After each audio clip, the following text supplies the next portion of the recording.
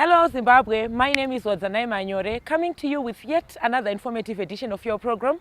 This is Agricultural New Directions, Agribusiness in support of Vision 2030. Now today we are here in Mashonaland Central at Mazowe College of Veterinary Sciences, where we are going to be witnessing the launch of a solarization program which has been made possible through the Ministry of Lands, Agriculture, Fisheries, Water and Rural Development right here in Zimbabwe. Now we're going to cross over to the podium and listen to the speech from Honorable Marapirai. He is the Deputy Minister in the Ministry of Lands, Agriculture, Fisheries and Rural Development. He's going to be taking us through the various initiatives from our government, which include rural development, our communities empowerment and youth empowerment at large. Stay tuned. I'm pleased to be part of this launch and being the guest of honor at Mazowe Veterinary College. The President, His Excellency Dr. E.D. Mnangagwa, transformational vision of achieving a prosperous and empowered upper middle income society by 2030 is largely powered by development that leaves no one and no place behind.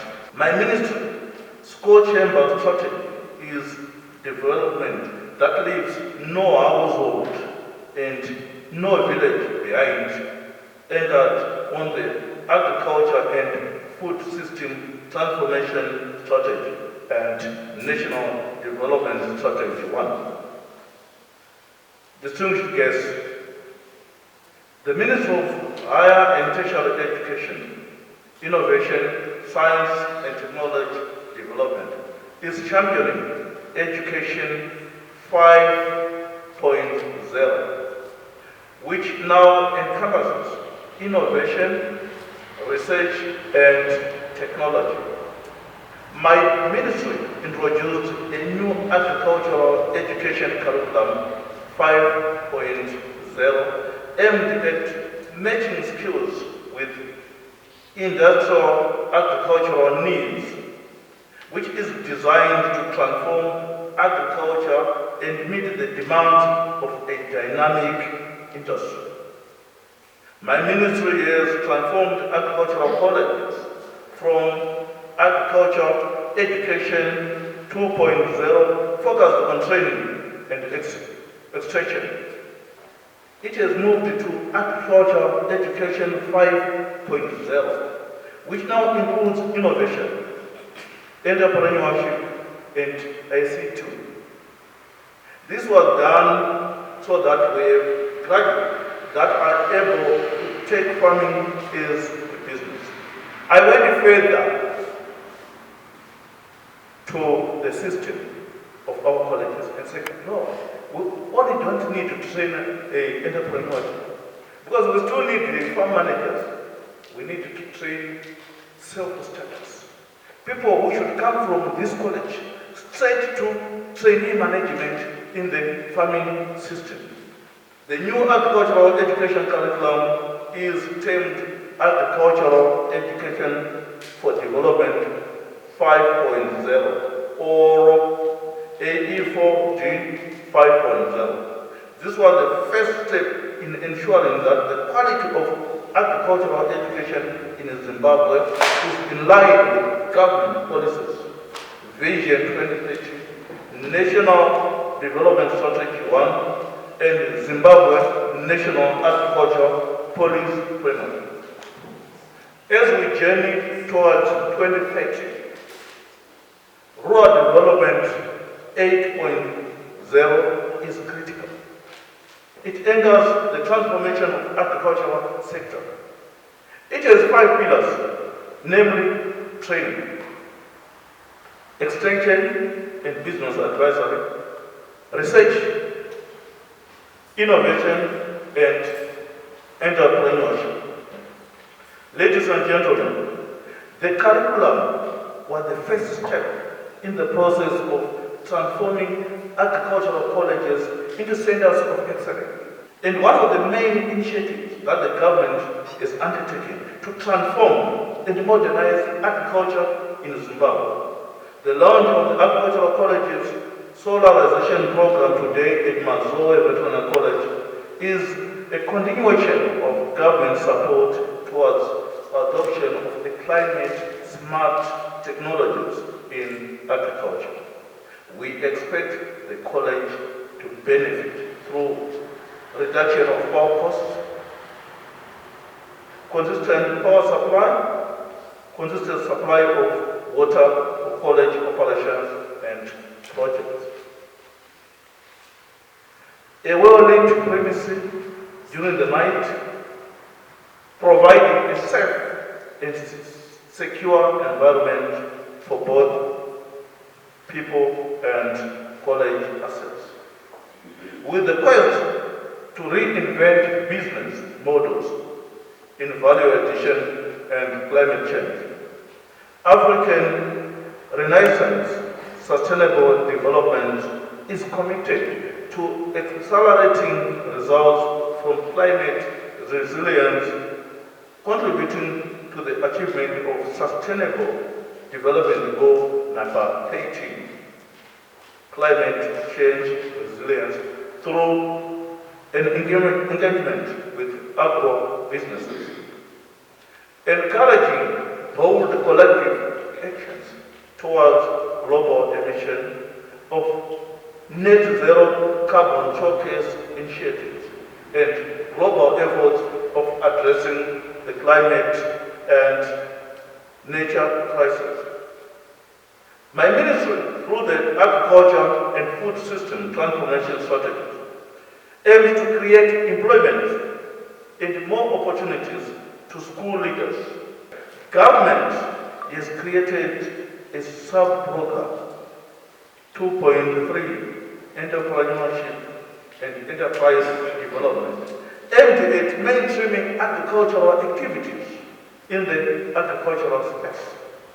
His Excellency, the President of Zimbabwe, Comrade Dr. E.D. Mnangagwa, on the 7th of January this year, launched the Provincial Youth Integrated Skills Development Hubs, where young people undergo an incubation period.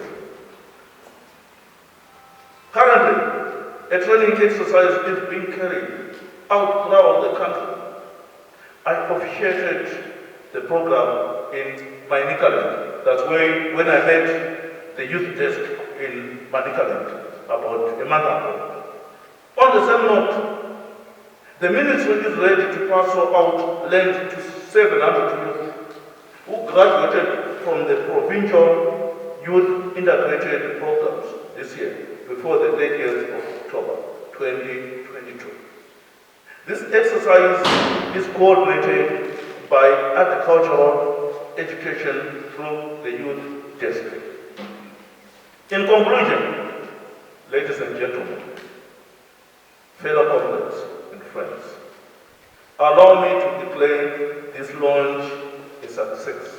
I thank you, Mazutama.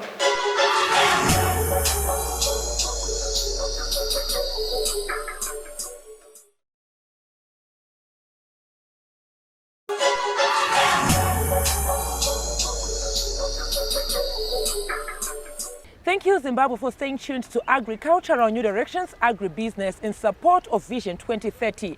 Now, at this point in time, I am joined by the Deputy Minister in the Ministry of Lands, Agriculture, Fisheries, Water and Road Development, Honorable Davis Marapira. Earlier on, before this segment, he was talking to us and giving out a speech on how the government of Zimbabwe is dedicated to empowering the Zimbabwean youth. Now, Zimbabwe, we encourage you to be a part of these conversations. Feel free to get in touch with the producer, Watsanai Manyore, on 0772807506. Alternatively, you can like our Facebook page, Agribusiness with Watsanai. Leave your comments and suggestions on our YouTube channel. They are very welcome and important to us. It's Agribusiness with Watsanai. We are also now available on Twitter, and our Twitter handle there is at Agribusiness110. Honorable, welcome. Thank you, Watsanai. I'm very excited about this agribusiness program. I was talking about the President's baby, which is basically the 35,000 bores, which we are going to and are already being done in all provinces, 10 provinces in the country, each village in Zimbabwe is going to have a bore. Okay. That bore is going to be solarized with a nutritional garden, a fish pond, and a pipeline system which can go up to 5 kilometers. The pipeline system is going to provide potable water for the villagers.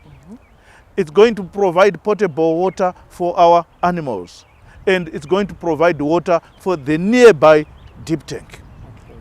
I'm very interested about the fish ponds and the nutritional gardens.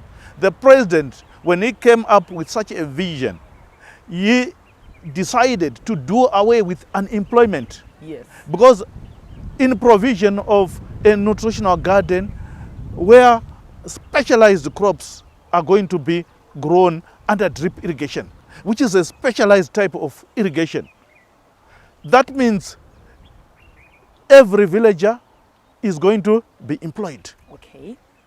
Within the nutritional garden. There is a fish pond which will accommodate 5,000 to 10,000 fish every 7 months. Okay. Sellable within every 7 months. Automatically, it means all the villagers are going to have income. Thank you so much, Honorable. As we round off this segment, I would like you to highlight a bit on youth empowerment. How are youth being empowered and being equipped to undertake the task present to us? We need to feed the nation. Thank you. My ministry has serious respect for youth. We already have a youth desk. And I told you, I've seen one of the boss of the youth desk mingling around us here. Yes. He's around us. The president, in focus of our rural population, he has given us authority to go and drill 2 bores for the youth in every ward. That means we are going to drill 4,000 bores in every ward in the country. Already, it means youth within those areas are going to be employed. And that is empowerment for the youth. I've talked about the 700 youth who have graduated recently through the youth orientation and training, through the youth hubs, again said by the president in January. They are going to benefit from land. And that land is going to be managed again by ADA, which is a parastatal within the ministry. It means there is a serious change for the youth. The youth of yesterday and the youth of tomorrow, with the president's vision of 2030 of a middle income status, they are going to have money everywhere, in every pocket. If they have a pocket like mine, every pocket is going to come up with cash. With money. Thank you. Thank you so much, Honorable Marabira. It was a pleasure having you with us today. You're welcome. Thank you, Zimbabwe, for staying tuned to Agricultural New Directions, Agribusiness in support of Vision 2030. Now, we would have done an injustice to this episode if we leave out agriculture education, because it is one that facilitates towards production and productivity in our nation. At this point in time, I am joined by Dr. Dondofema. He is the Director, Agriculture Education in the Ministry of Lands, Agriculture, Fisheries, Water and Rural Development. Doctor, thank you for joining us today. Thank you. Afternoon, Wadza. Thank you. Afternoon, everyone. I would like us to talk about the solarization of agricultural colleges, a brief background of the initiative, and why start with colleges at this point in time as a country, as an economy. Thank you very much, Wadza. The birth of this program was the inquiries which we made into the education sector for agriculture, and SDG number 13.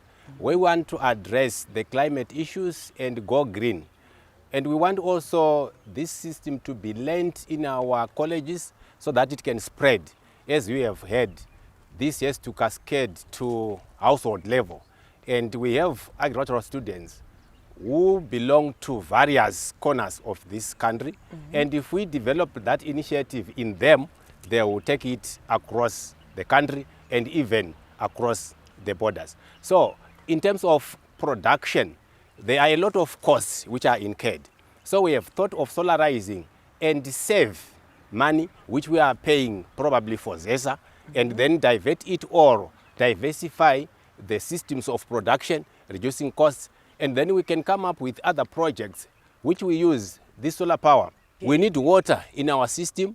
We need also power. We are going virtual, Waza. We are coming up with a virtual college where we need to train our students even virtually or send information even when they are on attachment, they should get information.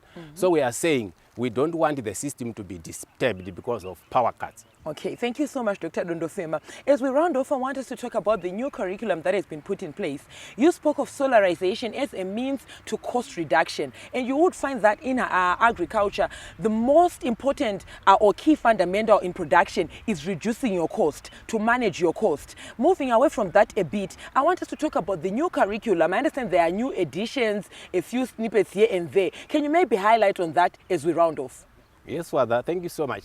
The coming on board of the new curriculum, it was also after a great assessment involving various stakeholders. And we also realized that we need to move a step ahead where we train hands-on people, where we train entrepreneurial people, where we train self-starters. As they complete their training, they should be able to employ other people, not to seek employment. They need to be focused so that production levels are so high that everyone can sustain him or herself. So the new curriculum embedded in 5 pillars where we have training, that's general education in the lecture room and so on, and also have advisory services. We have changed it from extension and added the element of advisory services. Yes. We want our students to go and advise the smallholder farmers out there the business approach in farming. We have also added the research component. For continuity and sustainability, new knowledge should be taken on board. It should come in from various facets of agriculture, and then we keep on improving our agricultural systems. We are now realizing these climate changes. That's why we are also talking of going green and so on. So the research component is quite critical, that we come in with new technologies, innovations, and we also have the entrepreneurship segment, where we have 2 components. The college itself should become entrepreneurial, commercializing the farms and generate money. And also the students, they should be able to advise the business approach while they go out there, and they should be also able to practice that business approach. We are also putting on board the innovation or incubation hubs, where we are trying to develop industries. So the new curriculum is an excitement, Waza, I can tell you. It was a pleasure having you with us today. Thank you, Waza. Enjoy. On that note, we're also going to go on a short commercial break. We'll be right back with this and more in the third and final segment. Stay tuned.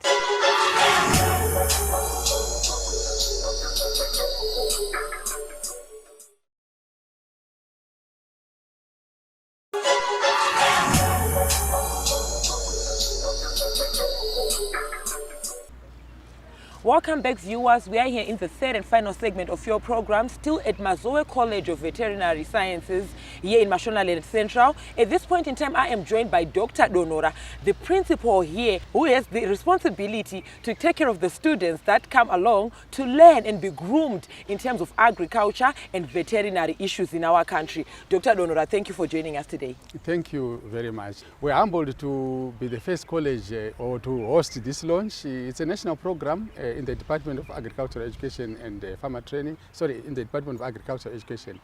Our students really specialize in livestock, that is animal health and production, The solarization program actually thrust is to do climate smart agriculture, and we are getting away from those power sources that emit carbon emissions, which will then lead to climate change, and so forth. So our students really are benefiting from this program.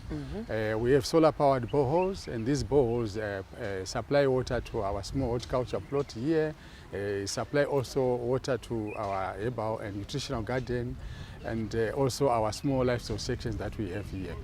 The idea is, since it's a practical project, course, these students learn whatever they learn here in the new curriculum, that is entrepreneurship.